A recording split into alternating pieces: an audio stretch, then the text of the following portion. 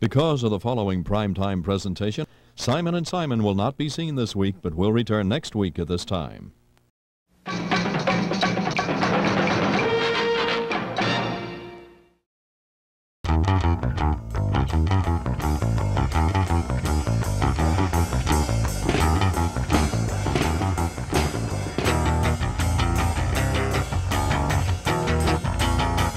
Well, right now I'm in Madison, Wisconsin. That's where I live now. Me and my wife Edie, and that's what's up. The reason we're here is because I went to grad school here at the University of Wisconsin at Madison, and I got a job then out of that, and went down to Tennessee for 20 years and taught university. I was in the professoring business. And, taught media, culture, history, and that type of stuff. So very cool. And kind of aged out of radio. I was in it, and then I got a little old, and it was like so long. So okay, it sounds like things worked out great. Although I don't understand moving to a place that's colder, but that's good. Well, it's a lot like Northeastern Ohio here, to tell you the truth. Maybe a little colder, but it's and I don't have any trouble with the cold. I guess I'm a Northeasterner. There we go. So Midwesterner or something. So something like that. And I know you grew up in this area. And you, I think, when you were a young teenager, you were on the air, which seems impossible to me, unheard of. Talk about that. How did that happen, and where? Yeah, I was a kid. I was one step further back. When I was a little boy, I was a ventriloquist. I know, and I sucked. I was terrible, but I was little, and I was a kid, and I was cute. I wasn't even that cute, but I got on the Ted Mack Original Amateur Hour. I was an original amateur, believe me, and I got on that show, a CBS network show with Ted Mack. I got into the show business. I guess I don't know why, but then I started listening to radio stations out of Cleveland and Youngstown. I'm from Youngstown originally, and Jerry G and all these great people on KY, on KYW then eventually KYC, and now WTAM. And anyway, so I wanted to be a DJ. I mean, who wouldn't? People loved you. So I had some serious psychological problems, clearly. And but eventually I stayed in radio. I started in Niles, Ohio at a little 500 watt, literally a 500 watt radio. I have a blow dryer that is more powerful than the station I was on, and WNIO. And then I went to Youngstown, worked at WKBN, which is a pretty big station. And then eventually made my way to Cleveland and got on. I was at Akron too, at WHLO, which was another great station. But then got on at the Big 1220 in Cleveland, which was the most fun I've ever had in radio. It was the greatest. I mean, to be young and on the air in Cleveland, Ohio, wow. What a great town it was for broadcast personalities too. Lanigan, Imus, Gary D, Jeff and Flash. I mean, so many great people came out of Cleveland, and so I was lucky, and I was honored, and I had a good time. I had a lot of fun. I bet. And great music coming out back then. Well, that's arguable. There are some people that hate, we played a lot of disco back then. I was back in the 70s. And a lot of people just hated it. I mean, blowing it up and setting them on fire and whatever. But it was like a top 40 disco popular music. It was a weird mix of things.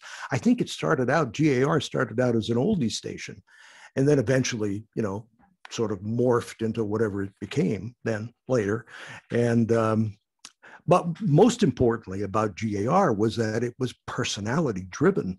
And my program manager never said, go do your shift, which sounds like I'm working in a factory. He would say, go do your show. You're an entertainer, go do your show. So everybody on the air at GAR anyway, were like morning men. Everybody was doing shtick and bits and, goofy stuff and phone bits and all that. So I don't know if you can get away with that these days, but it was a lot of fun back then. I was there 5 years at the Big 1220. Yeah, 5 years on that big. I mean, that was really something. 50,000 watt station, huge lobe, as they call it, the electronic lobe south. So I I got the guy that hired me at WNBC when I was at NBC used to listen to me on WGAR, and that's why he hired me. Isn't that something?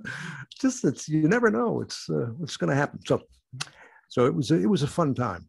The magic of AM radio bouncing. Yeah, bouncing everywhere, all over the place. And GAR and 3WE then, or TAM now.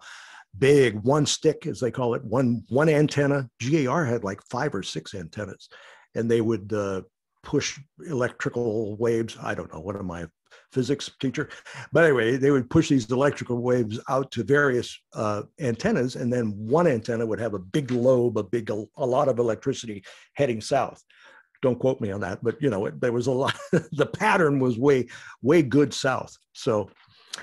Yeah, but a station like WTAM was, 150,000 watts all over the place. Just what a great station. All of them. I mean, everything in Cleveland, just great, fabulous personalities. I was lucky. I'm pleased about that.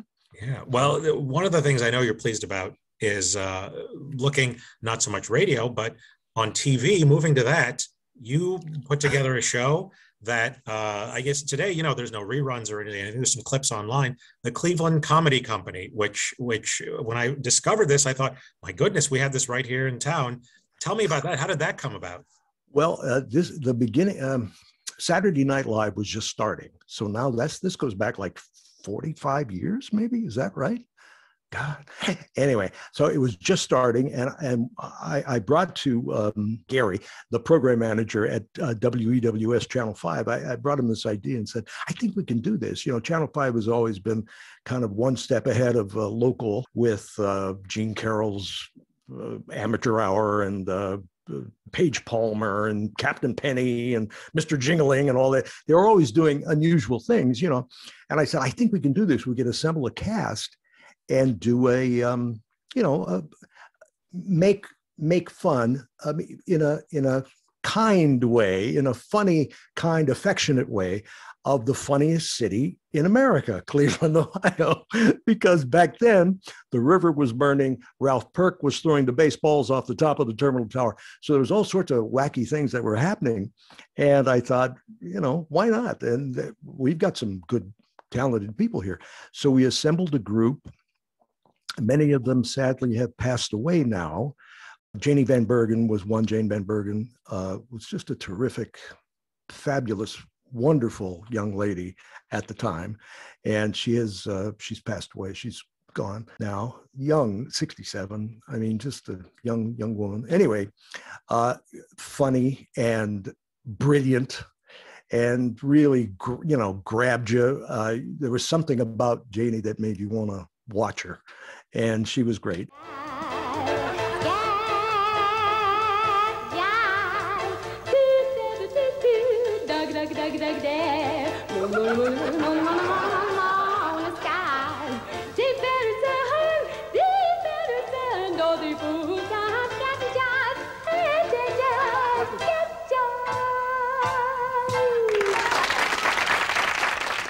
They were produced in segments, little pieces, and then assembled later. So we brought an audience in and did it in front of the audience, and then eventually put shows together around that. And Jeff and Flash, I think we asked Jeff and Flash to be on the show, and they did a promo for it, but we never got to the Jeff and Flash show for some reason. Lanigan too. John Lanigan came on for a promo, and we never had a chance to. I think we only did 3 big shows. One was with Larry Robinson? Larry Robinson, the Diamond Man. Yes, Larry was the host of one show, and he was wacky and a scream. A very nice man. He's gone, of course. Jay Lawrence was another one I remember. And Jay used to be, he was a very big name in Cleveland when I was a little boy. And so, I used to listen to him on KY in Cleveland. And the third one I can't remember, but I remember that we did at least 3, and we won 7 Emmy Awards, local Emmy, which made me think, look at me, I got Emmy Awards. So I went out to LA and died a horrible death out there and went back into radio. Exactly. People want to see people that don't have Emmy Awards in LA, right? That's what they want. Something so, like that. Yeah. Well, so, you mentioned the promos, and who I saw also C. Miller and Liz Richards. Did they ever do C. Miller. Remember C. Miller? He had the Chevrolet place. And he was very strange. Mr. Miller, very nice man, but very unusual man. And he would go at the end, like Dinah Shore used to kiss you off there. So we asked Mr. Miller to do a thing for us, and he did. And everybody got the idea. Everybody knew this was an affectionate, sort of a fun kind of a thing, and we all kind of make fun of each other, And we did a newscast where my hair was actually not gray then, but I would gray up my hair and pretend I was one of the newscasters then, I think on Channel 3. Doug Adair? Yes. Okay. Yeah. I was fabulous. Anyway, so we did that. And Dr. Oh, I'm sorry. It's been so long. There was Channel 5 had a staff doctor that would come on. Yeah. Dr. Castell. Yes, Dr. Ted Castell. Yeah. Wonderful man. Got the joke immediately and we had him on a few times. Just very weird. I mean, all the stuff that you would think these people would never do, they did. And that's what made it funny and fun. And I think we did pretty good. We had some good ratings on it too. I don't think there's anything funnier than pouring syrup of Ipecac over somebody's ice cream as a topping. Hey, laughter's the best form of medicine, as long as I write the prescription. I understand that you approached Dorothy full-time, one of the biggest names ever in Cleveland. Right. Yes. How did that go? Very well, touch and go for a moment. I went in and I said, Ms. Fulltime, we have this idea of doing something called the Dorothy Club, like a takeoff of the Mickey Mouse Club. And everybody would be wearing like red wigs, and we'd all march in and go, Dorothy Fulltime, And I was wondering, right at the end of the sketch, could you kind of walk in and say, like, what's going on or something? And she said, young man, I will not be party to burlesque. And I explained that everyone will be fully clothed and it'd be fine. There'd be no problem. And son of a gun, she said yes. I was a feature reporter, the goofy reporter, on a show called Afternoon Exchange. And so this was sort of a takeoff or the spinoff of the Morning Exchange. And ABC's Good Morning America is a spinoff of Morning Exchange. And so I somehow I got that gig, and I would go around and we did something called The Best, where I would find, figure this out now, 3 of the best places. 3 of the, now, okay. The best is usually the best. Never mind, it was 3 of the best places, and we would go to like the best shave and the best haircut and the best smoke shop and the best, Cedar Lee and those kind of things. Yeah. So I did that for several years. And because I was at Channel 5 then, that's one of the reasons why they said they would pay attention to me, sort of, and say, oh, you want to do this little show? Okay, well, there's no money, but we got cameras, and we got sets and lights and stuff. And I said, well, okay. So I got together a writing team, me, Christopher Steger, who's now big cheese at some opera thing he does, some kind of opera marketing, some kind of nice, funny guy, really still hilarious. And we started writing. In fact, Chris was the guy that wrote The Planet of. They wouldn't let me listen to the radio. They wouldn't let me take their picture. They wouldn't even let me watch television. All I could do was eat, pray, and raise barns. They laughed at my clothes. They ostracized me because I didn't have their kind of beard. What a terrifying ordeal. On a horse and buggy through the galaxy. I'll never forget what happened to me on the planet of the Mennonites. You know, I look at that stuff. It really holds up well after 40, 50 years, or whatever it's been. And I think to myself, my God, this is the kind of stuff Letterman was, you know, and this is comedy like a couple of steps ahead of where it used to be. Not that everybody was going waka, waka, waka, you know, all the time and telling those kind of jokes, but this was something different, you know, and I think it played for a younger crowd. Clearly it played for people my age. And at the time I was at 27, 28 or something. And I thought that's hilarious. So yeah, so we were lucky to have some great people and to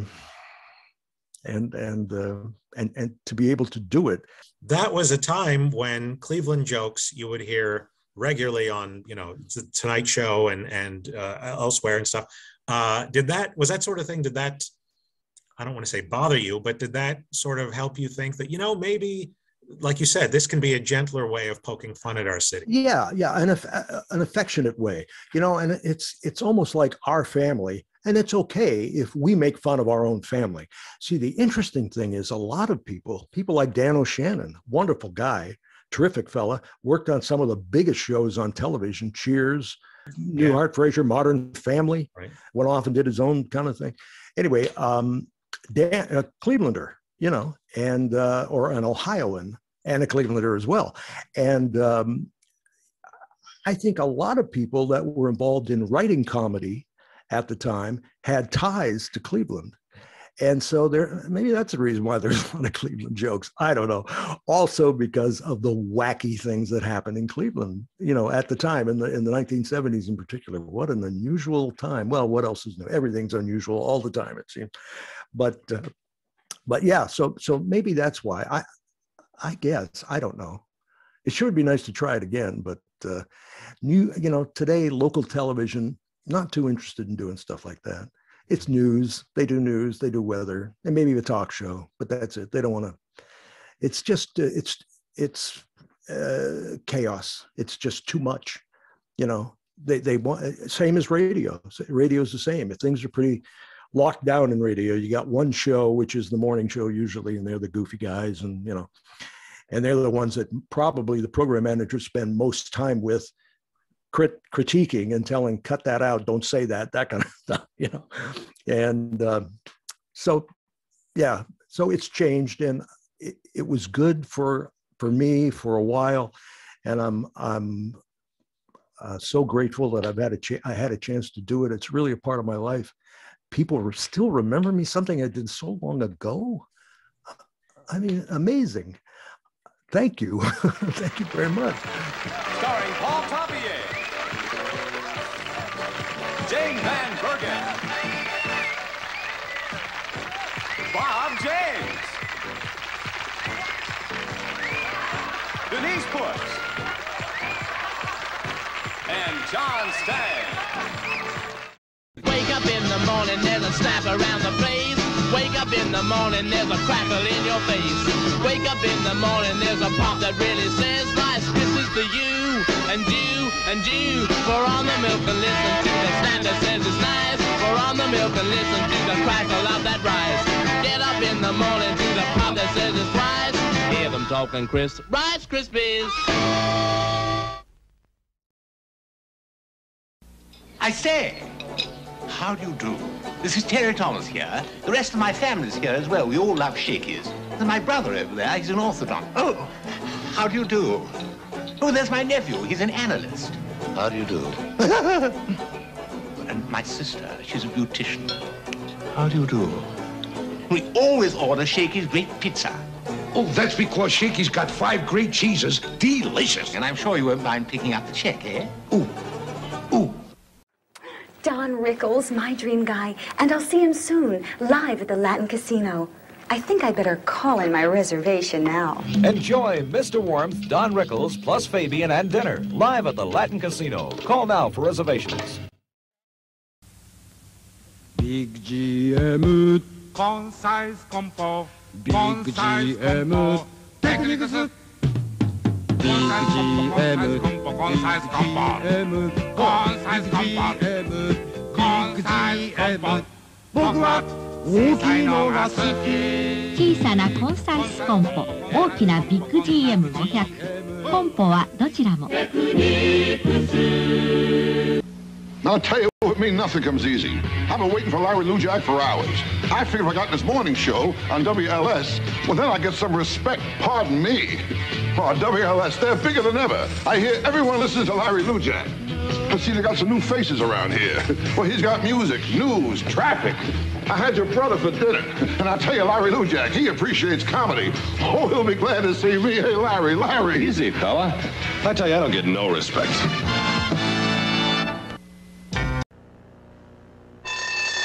That goes right through me, just like it did when I went to school. Look at that gorgeous hair. Oh, my. Let's see. Football, dramatics, pantograph. Our school paper. Mr. Corcoran was our journalism teacher, and I had to twist his arm to let me work on the pantograph. Wasn't easy turning a football player into a feature editor, but he did it. You can pay back that teacher who was special to you by getting involved in public schools. Teachers here organized a career day. Don't do anything fancy. Chaperone a field trip, be a teacher's helper. Do it for the kids or for that teacher who went the extra distance for you. Like the National Education Association. School budgets are being squeezed to the limit. Today's teachers need your help now. Don't wait for them to ask you. The Big Cheese Company, located at 675 South Wabash in Brewster, offers a complete line of cheese, including Colby Longhorn, Cheddar, Monterey Jack, No Salt, Low Salt, and Swiss. The Brewster Cheese Company is a major manufacturer of Longhorn cheese in the United States. Our full line of cheese contains no preservatives. And now, our newest edition, Baby Swiss, for only $1.89 a pound. Call the Big Cheese Company for our brochure on all our cheeses at 767-4477. That's 767-4477. And at the Big Cheese Company, everybody says... Cheese! The most popular exhibition in the history of the Smithsonian Institution is coming to Cleveland. Starting June 1st, the Cleveland Health Education Museum presents an exclusive showing of MASH, Binding Up the Wounds. From the swamp and operating room to actual props, memorabilia, and photos. This exhibition documents how the Korean War's actual MASH units aided development of today's life-saving trauma centers. The MASH exhibition, supported by your favorites at Channel 43. Need credit? You can avoid those expensive rent-to-own stores and finance companies. No cosigner required. Over 65 years and only one location proved. The Big Q is best for you. The Big Q, the Big Q stands for quality home furniture.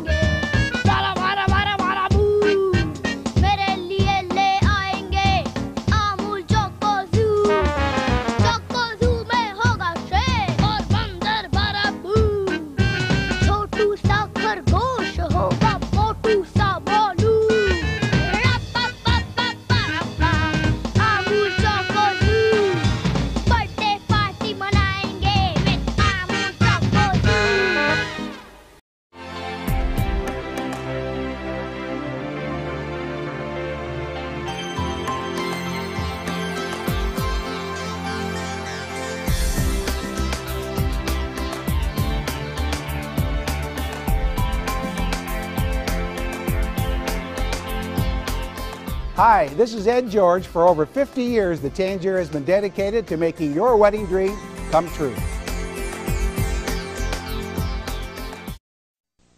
We got baby spare ribs, roast beef, hot links, and more to give. Cube steaks, hot dogs, real tips, ooh, pork chops, turkey wings, and chicken wings too. Give me a wave if you like catfish. Jump up if it's your favorite dish. Tommy likes ribs and chicken wings. If you like